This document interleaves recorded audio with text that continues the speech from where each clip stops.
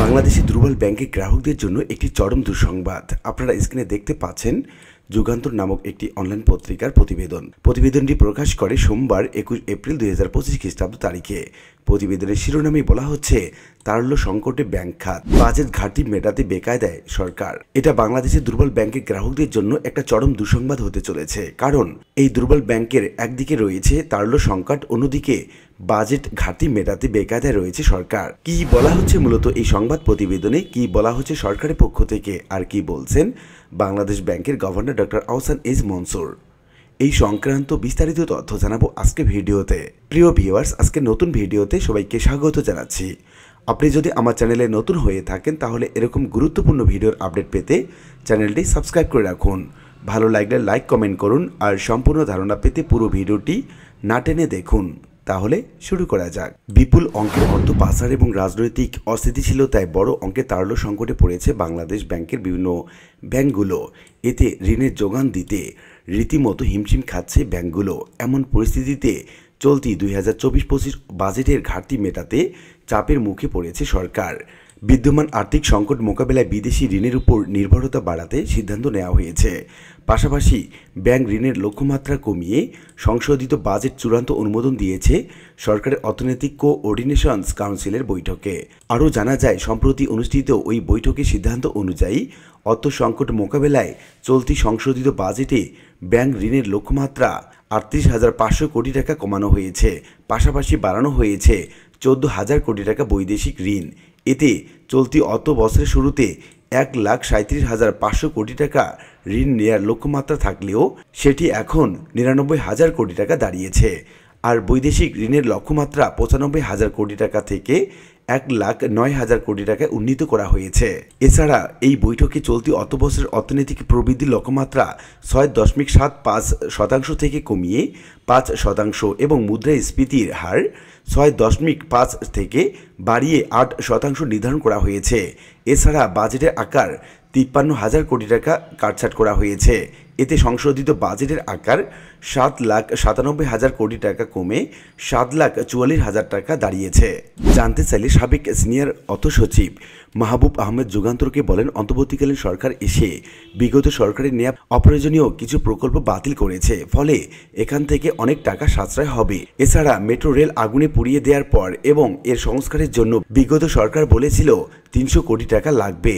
অন্তর্বর্তীকালীন সরকারের উপদেষ্টা সেটি 10 কোটি টাকায় সম্পূর্ণ করেছে। এভাবে প্রতিটি ক্ষেত্রে অপচয় রোধ করে অর্থ সাশ্রয় করা হচ্ছে। এসব উদ্যোগের ফলে বাজেটের ব্যয় কমছে। তবে প্রতি বছরই বাজেট কাটছাঁট একটি স্বাভাবিক প্রক্রিয়া। তবে এবছর প্রকল্পের অর্থ অপচয় রোধের কারণে একটি বড় অংশ সাশ্রয় হবে, যা ব্যয়ের প্রয়োজন হবে না। অর্থ মন্ত্রণালয়ের অর্থনৈতিক সম্পর্ক বিভাগের সংশ্লিষ্ট কর্মকর্তা জানান, ডক্টর মোহাম্মদ ইউনূস অন্তর্বর্তীকালীন সরকারের প্রধান উপদেষ্টা হওয়ায় তার ইমেজের কারণে আন্তর্জাতিক দাতা সংস্থাগুলো আগের তুলনায় ঋণের প্রতিশ্রুতি দিচ্ছে। এটি কাজে লাগিয়ে বৈদেশিক ঋণের অঙ্ক বাড়ানোর সিদ্ধান্ত নেওয়া হয়েছে। এতে অভ্যন্তরীণ ঋণের যে সংকট তা অনেকটা কেটে যাবে বলে মনে করা হচ্ছে। এদিকে সংশোধিত ব্যাংক ঋণের লক্ষ্যমাত্রা 99,000 কোটি টাকা থেকে গত জুলাই মার্চ পর্যন্ত 9 মাসে 93,000 কোটি টাকা সরকার নিয়েছে। সেখান থেকে 41,000 কোটি টাকা বকেয়া পরিশোধ করায় সরকার ব্যাংকের নিট ঋণ দাঁড়িয়েছে প্রায় 52,000 কোটি টাকা। কেন্দ্রীয় ব্যাংকের হিসাব সরকারের সবচেয়ে বেশি ঋণ করেছে গত ফেব্রুয়ারি এবং মার্চে। এই সময়ে ব্যাংক খাত থেকে প্রায় 80,000 কোটি টাকা ঋণ নিয়েছে সরকার। সংশ্লিষ্টদের মতে রাজস্ব আহরণ কম এবং সঞ্চয়পত্র ভেঙে ফেলার সরকারের ঋণ নেয়ার প্রবণতা অনেক বেড়েছে। এই প্রসঙ্গে জানতে চাইলে বিশ্বব্যাংকের সাবেক মুখ্য অর্থনীতিবিদ ডক্টর জাহিদ হোসেন যুগান্তরকে বলেন, বিগত এক বছরে ব্যাংকগুলোয় আমানতের প্রবৃদ্ধি 1.5 লাখ টাকার বেশি হয়নি, কিন্তু সরকারি ব্যাংক ঋণের লক্ষ্যমাত্রা 1,37,500 কোটি টাকা ছিল। আমানত থেকে সরকার ব্যাংক ঋণের পুরোটা নিয়ে গেলে বেসরকারি খাতের জন্য কি থাকবে? এতে বেসরকারি খাত ঋণ সংকটে পড়বে। এছাড়া সরকারি শতভাগ অর্থায়নের প্রকল্পের পণ্য আমদানি বাজার থেকে ডলার কিনে করতে চাচ্ছে। এতে বৈদেশিক মুদ্রার বাজারের উপর চাপ সৃষ্টি হয়, ফলে সরকারের ব্যাংক ঋণের লক্ষ্যমাত্রা কমিয়ে আনাই স্বাভাবিক। গত জুনে 2024-25 অর্থ বছরের বাজেট ঘোষণার এক মাসের পরই রাজনৈতিক পরিস্থিতি আবর্তন হয়। ফলে বিগত সরকার বাজেট ঘোষণা করলেও বাস্তবায়নের দায়িত্ব অন্তর্বর্তীকালীন সরকারের হাতে পড়ে। এর মধ্যে দেখা যায় অর্থনীতিতে নানা সংকট, বিপর্যয় নেমে আসে ব্যবসা বাণিজ্য এবং শিল্পের উৎপাদনে, স্থবিরতা দেখা দেয় বন্দরগুলোতে, ধীর গতি নেমে আসে আমদানি এবং রপ্তানিতে, বন্ধ হয়ে যায় মাঠ পর্যায়ের উন্নয়ন কার্যক্রম। ফলে সবচেয়ে বেশি আঘাত আসে রাজস্ব আহরণে। সূত্র মতে অর্থনৈতিক কোঅর্ডিনেশন কাউন্সিল বৈঠকে দেশের রাজস্ব আয়ের চিত্র তুলে ধরা হয়। সেখানে বলা হয় গত জুলাই থেকে ফেব্রুয়ারি পর্যন্ত এই 8 মাসে ভ্যাট এবং সম্পূরক শুল্ক আদায় হয়েছে 1,17,789 কোটি টাকা। এটি বিগত 2 বছরের একই সময়ের তুলনায় অনেক কম। অথচ রাজস্ব আদায়ের বড় একটা খাত হচ্ছে ভ্যাট এবং সম্পূরক শুল্ক। একই সময়ে 29,680 কোটি টাকার কাস্টমস ডিউটি আদায় করা হয়। এটিও বিগত 2 অর্থ বছরের একই সময়ের তুলনায় কম। আর আয়কর আদায়ের অঙ্ক বিগত 2 অর্থ বছরের তুলনায় অর্ধেক, 73,818 কোটি টাকা এই খাত থেকে আদায় হলেও গত 2023 এবং 24 সেই সঙ্গে 2022-23 অর্থ বছরের জুলাই থেকে ফেব্রুয়ারি পর্যন্ত পর্যায়ক্রমে 1,22,976 কোটি এবং 1,70,837 কোটি টাকা আদায় হয়েছিল। শুধু পরিবর্তিত পরিস্থিতির কারণে এই খাত থেকে অর্থ আদায় বড় ধরনের কমেছে।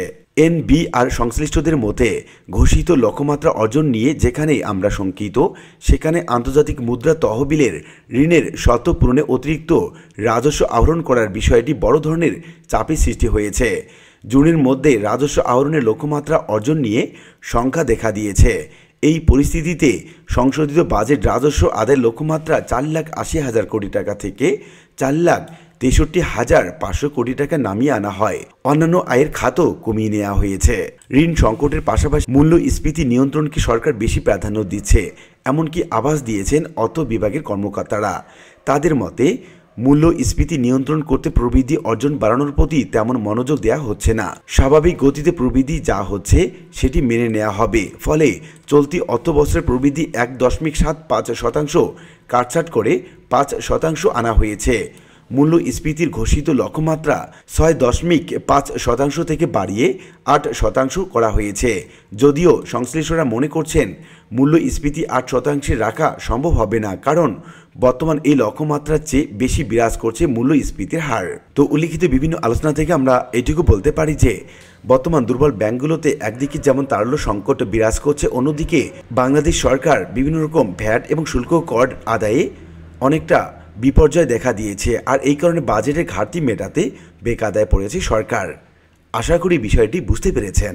আর আজকের ভিডিওটি এ পর্যন্তই। আশা করি ভিডিওটি আপনাদের ভালো লেগেছে। ভিডিওটি ভালো লাগলে লাইক কমেন্ট করতে ভুলবেন না।